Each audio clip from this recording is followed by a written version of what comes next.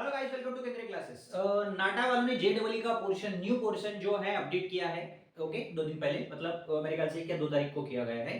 तो इस new portion में कितना सिलेबस डिलीट है और कितना सिलेबस ऐड हुआ है, इसके बारे में डिस्कशन करते हैं। ओके, मुझे लगता है जो बच्चे एनसीईआरटी फॉलो करते हैं उनको इसका कोई टेंशन नहीं, बिकॉज ऑफ जो एनसीईआरटी में डिलीट गए सिलेबस वो यहाँ पर ही सेम। ओके, तो बताता हूँ। सबसे पहले अगर आप कोई भी स्टेट बोर्ड ले लो, कुछ भी ले लो, तो एक्चुअली ये जो पोर्शन है मुझे लगता है जो हमने एनसीईआरटी अगर आप सॉल्व किया होगा तो एनसीईआरटी के हिसाब से डिलीटेड किया गया है। जो एनसीईआरटी में टॉपिक डिलीटेड है वो टॉपिक यहाँ पे डिलीटेड है। ठीक है, तो शुरुआत करते हैं। तो एक्चुअली देखो बेटा, यहाँ पे टोटल जो मैथमेटिक्स का जो सिलेबस है मुझे लगता है टोटल 14 यूनिट्स के हिसाब से डिवाइड किया गया है। ओके, यूनिट के हिसाब से कुछ चैप्टर ऐड किए गए। ओके, तो सबसे पहले देखो बेटा, सेट्स, रिलेशन एंड फंक्शन, इसमें कोई डिलीटेड नहीं, ये टॉपिक बरोबर है। तो आपको पता है ये जो एनसीईआरटी का पहला चैप्टर है। ठीक है, उसके बाद complex number and quadratic equation. ठीक है, दूसरी बात मैट्रिसेस एंड डिटरमिनेशन। ओके, और उसके बाद permutation and combination. Okay, next उसके बाद बाइनोमियल थ्योरम, और नेक्स्ट आता है सीक्वेंस सीरीज। और सीक्वेंस सीरीज में एक टॉपिक डिलीटेड है, दैट इज कॉल्ड एचपी और एचएम डिलीटेड, ओनली एपी और जीपी। ठीक है, नेक्स्ट दूसरी बात लिमिट, कंटिन्यूटी एंड डिफरेंशिएबिलिटी। और इसके साथ साथ अब इसमें आपको इस 7th यूनिट में एओडी भी आता है। एओडी मतलब आपको पता है एप्लीकेशंस ऑफ डेरिवेटिव। तो एओडी में देखो बेटा क्या क्या टॉपिक है आपको खाली इसमें देखो बेटा ओनली मैक्सिमा मिनिमा है, maxima and minima, increasing decreasing, increasing and decreasing function, और रेट ऑफ चेंज या फिर रेट मेजर बोल के भी बोल सकते हैं, रेट ऑफ चेंज या रेट मेजर। ठीक है, ये 3 टॉपिक है ओनली एओडी में, और बाकी रोल्स थ्योरम डिलीटेड है।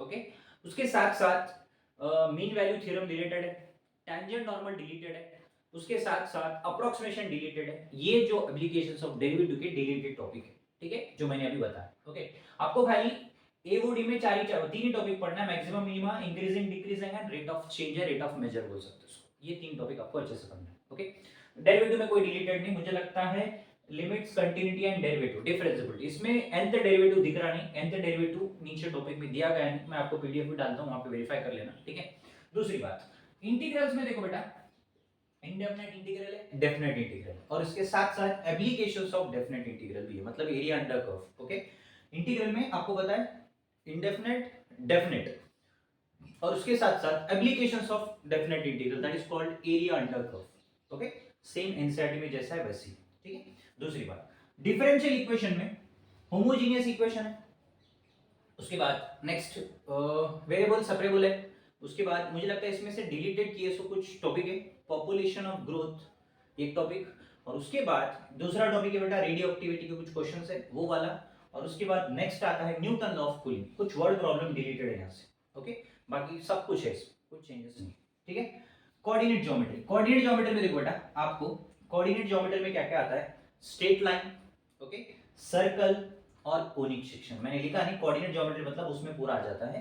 क्या क्या आ सकता है बेटा इसमें, स्ट्रेट लाइन है, सर्कल है और कोनिक सेक्शन। कोनिक सेक्शन में पैराबोला, हाइपरबोला, इलिप्स, और सर्कल और स्ट्रेट लाइन, ये टॉपिक। ठीक है, और तीसरी बात कोऑर्डिनेट ज्योमेट्री में 3 टॉपिक अलग अलग है बेटा, एक स्ट्रेट लाइन है, और उसके बाद सर्कल है, और उसके बाद पैराबोला, हाइपरबोला, इलिप्स, उसी को कोनिक सेक्शन बोला जाता है। ठीक है, और उसके बाद 3D में लाइन है, प्लेन का जिक्र नहीं किया, बट लाइन प्लेन थोड़ा सा पढ़ लो, मुझे लगता है लाइन तो कंफर्म ही बेटा इसमें। ओके, प्लेन का टॉपिक कुछ दिख रहा नहीं था, तो प्लेन का भी पढ़ लेना, बट लाइन का तो कंपलसरी है, उसमें इंपॉर्टेंट आपको पता है शॉर्टेस्ट डिस्टेंस। ठीक है, और उसके बाद वेक्टर, वेक्टर में पूरा ही पढ़ना है। Okay, 3D vector triple product, scalar triple product, ये सब कुछ पढ़ना है। ओके, नेक्स्ट उसके बाद स्टैटिस्टिक्स एंड प्रोबेबिलिटी। ओके, इसमें 11th की प्रोबेबिलिटी भी है, 12th की प्रोबेबिलिटी पूरी करनी है, और स्टैटिस्टिक्स में मीन, वेरिएंस, स्टैंडर्ड डेविएशन इसमें भी सेम है। ओके, ये टॉपिक से ज्यादा क्वेश्चंस हो सकते हैं, इस बार इंडिया में बहुत सारे क्वेश्चन पूछे गए थे इन 2 टॉपिक से। ठीक है, नेक्स्ट ट्रिग्नोमेट्री में देख लो बेटा, ट्रिग्नोमेट्री में क्या दिया गया, तो ट्रिग्नोमेट्री में सबसे पहले trigonometric ratio, trigonometric identities, okay, और उसके बाद ट्रिग्नोमेट्री, इनवर्स ट्रिग्नोमेट्री के प्रॉपर्टीज। ओके, इनवर्स ट्रिग्नोमेट्री वाले में बेटा, ओके, इनवर्स ट्रिग्नोमेट्री और उसके प्रॉपर्टीज। तो मुझे लगता है यहाँ पे ट्रिग्नोमेट्रिक इक्वेशन नहीं दिख रहा है, ट्रिग्नोमेट्रिक इक्वेशन मतलब प्रिंसिपल वैल्यू, और उसके साथ साथ ट्रिग्नोमेट्री की जो भी है वो सॉल्यूशन ऑफ ट्रायंगल बोल के, sine rule, cosine rule, half angle. तो मुझे लगता है ट्रिग्नोमेट्री के पूरे फॉर्मूले पढ़ लो, बिकॉज़ मोस्टली ज्यादा फॉर्मूले आपको इंटीग्रेशन में और डेरिवेटिव में काम आते हैं, उसलिए इसको पढ़ लें। ओके, तो ये आपके JEE मेंस 2024 का मैथमेटिक्स का सिलेबस है, ठीक है ना। और दूसरी बात, ये जो सिलेबस है मुझे लगता है आपको और नियर बाय 1.5 महीना टाइम है, नियर बाय 2.5 मंथ्स, 24 जन बोले तो पेपर नवंबर और दिसंबर, ओके। ये 2-2.5 महीने में आपको मैं JEE मेंस के प्रीवियस ईयर के क्वेश्चंस करवाऊंगा चैप्टर वाइज, ठीक है। जैसे चैप्टर चल रहे वैसे, तो पहले 12th के कवर अप करेंगे, उसके बाद 11th के कवर अप करेंगे, ओके। डेली आपको एक टॉपिक के ऊपर एक चैप्टर के कुछ पीवाईक्यू मिलेंगे, 10 12 5 10 5 10, जैसे अपनी कैपेबिलिटी होगी वीडियो के साथ उतने आपको मैं ये करूंगा। तो मोस्टली अगर आप ये 2 महीने में ज्यादा से ज्यादा मॉक टेस्ट और प्रैक्टिस पे फोकस करते हो तो मुझे लगता है सिलेबस कवर अप करने में कोई, ठीक है।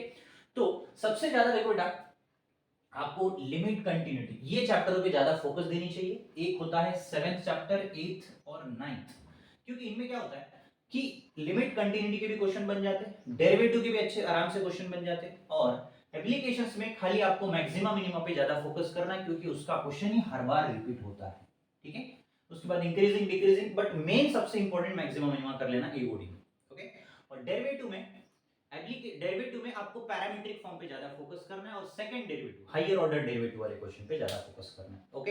ये देखिए लॉगरिथम वाले क्वेश्चन, और लिमिट और कंटिन्यूटी में के वैल्यू फाइंड करने वाले क्वेश्चंस पे ज्यादा फोकस करो, जहां पे आपको सब्स्टिट्यूशन मेथड यूज करके सॉल्व करते, या फिर एल हॉस्पिटल से अपन लिमिट के क्वेश्चन सॉल्व कर सकते हैं, ठीक है। दूसरी बात आती है इंटीग्रल। इंटीग्रल में आपको इंटीग्रल पूरा ही करना है, पूरा इंटीग्रल कर लो, और उसमें डेफिनेट इंटीग्रल से भी क्वेश्चंस आते हैं अच्छे से, और उसके साथ साथ एरिया अंडर कर्व से भी एक क्वेश्चन आपको रहेगा, ठीक है। बट डेफिनेट से मुझे लगता है 2 क्वेश्चन आएंगे, और इनडेफिनेट से एक क्वेश्चन आएगा, और एप्लीकेशंस ऑफ डेफिनेट इंटीग्रेशन मतलब एरिया अंडर कर्व से एक क्वेश्चन आएगा, वो दोनों भी ध्यान रखना, ओके। तीसरी बात, कोऑर्डिनेट ज्योमेट्री तो आपको पढ़ना ही है, तो मुझे लगता है सबसे पहले आपको ये कैलिकुलस पार्ट पे जरा फोकस करना चाहिए। और दूसरी बात बेटा, यहाँ पे कुछ चैप्टर जो डिलीटेड है, that is called mathematical reasoning, जो हर बार उसका क्वेश्चन मिलता है, वो चैप्टर इस बार डिलीट किया गया है। उसके साथ साथ एलपीपी लीनियर प्रोग्रामिंग प्रॉब्लम्स, ये भी नहीं है, ओके। मतलब ये 2 चैप्टर आपके नहीं है इस बार, तो एलपीपी बहुत कम बार आता है, बट इस बार 2 चैप्टर डिलीट किया। और उसके साथ साथ ट्रिग्नोमेट्री में आपको एक टॉपिक डिलीटेड है, that is called Heights and distance, भी नहीं दिख रहा है, हाइट्स एंड डिस्टेंस भी आपको डिलीटेड है। तो मुझे लगता है इन पोर्शन पे ज्यादा ध्यान दो, और ये जो टॉपिक है इस पे थोड़ा सा मतलब एकदम स्पीड बढ़ा लो, थोड़ा क्वेश्चन ज्यादा प्रैक्टिस करो।